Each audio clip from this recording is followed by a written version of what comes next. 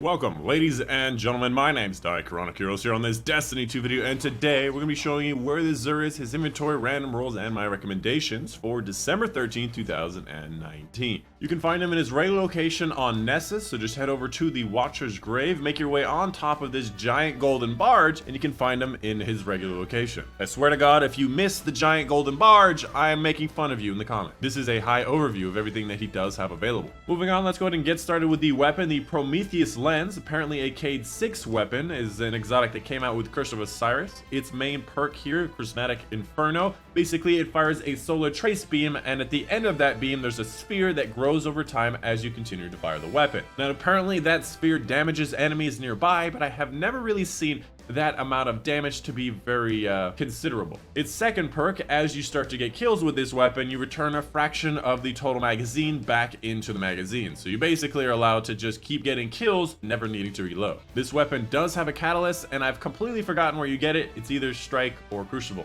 On top of that, this weapon also has a lot of really cool looking ornaments. As far as this weapon goes in general, I don't really like, I didn't even know this weapon exists. Is that like a lion in there or something, or a dragon? Personally, I don't really like this weapon. I've not found that trace rifles are worth a special slot, and definitely this is not worth an exotic slot in PvE. Somewhat in PvP, however, I would honestly prefer to use Wave Splitter. That is definitely the best in class for PvP, as far as trace rifles go. Moving on to the Hunter exotic, the young AHAMKARA'S Spine, which basically increases your trip mine grenade duration and blast radius, and ability damage grant trip mine grenade energy. This exotic kind of received an indirect buff with the new DLC, the Season of the Dawn patch, because of the new solar buffs. The new 6-shot golden gun throwing knife actually became a proximity explosion, so you can throw it on the wall. It sits there until somebody's nearby, then explodes, very similar to the way the trip mine grenade works. So if you just throw a trip mine grenade and that throwing knife at one location, if an enemy comes by, they die guaranteed, because the trip mine usually does like 95% of most people's health. And on top of that, both of those count as ability damage and give you more trip mine grenade energy. So this is definitely something that's better than it used to be. However, I would still say it's around an averaging exotic. As far as the role goes, a primary mobility is just common for hunters, but not really needed. A secondary in recovery is always nice to have, especially for PvP, and a tertiary in discipline is what you'd like. However, I'd like to see discipline a lot higher, closer to 20. So overall, a kind of averaging role for a kind of averaging exotic, and then finally it has an ornament, but looks basically the same. Moving on to the Titan exotic, we have the HALLOWFIRE Heart, my literal #1 favorite Titan exotic in the entire game, and has been for over a year now. This thing is absolutely amazing, and a lot of people are wondering why it is, and honestly, you need to look at the numbers.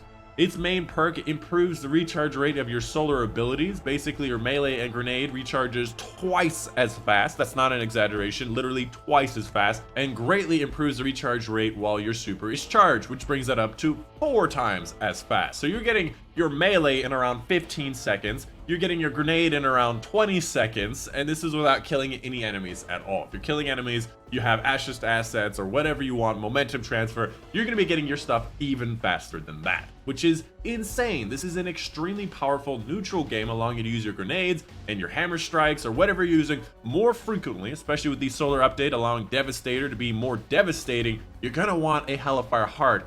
It's just such an amazing exotic. And as a last note about this, most people will say, hey, I don't want to keep my super charged. Firstly, you don't have to. Twice as fast without your super. And secondly, you should save your super, because there's a lot of instances that you need to pop your super to save yourself or to kill lots of enemies. Oftentimes, you need to save your super. As far as the roles go, having a primary in intellect is a good synergy. A secondary in recovery is always nice to have, but I would have liked to see more discipline and more strength on this. So an above average role on an extremely above average #1 exotic. And then finally, it does in fact have an ornament, although I like the regular smooth steel fire in the chest look. And then finally, the Warlock exotic, the Wings of Sacred Dawn, an exotic that I consider to be the literal #1 worst exotic in the entire game before this DLC. Now, they have made changes to this exotic since the DLC.